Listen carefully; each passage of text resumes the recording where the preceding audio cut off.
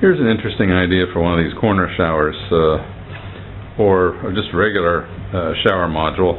They've made this thing freestanding, so let me show you how they've done it. What's going on here is this is the regular edge of the shower. You can see the glass here.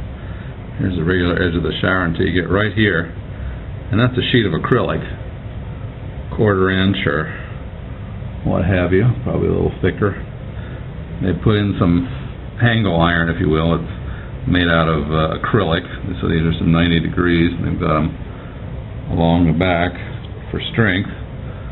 But the walls of the shower are these acrylic sheets, and it comes down to here. They've got the regular floor pan.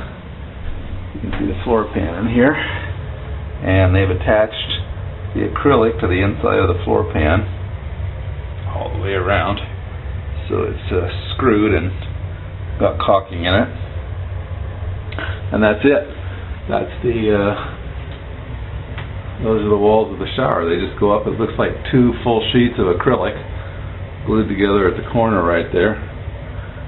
And yeah, so it's very clever because they can pull the whole thing out as a module, throw it away. They can remodel the bathroom in half a day if they wanted to. You can see here are the strengtheners behind the wall.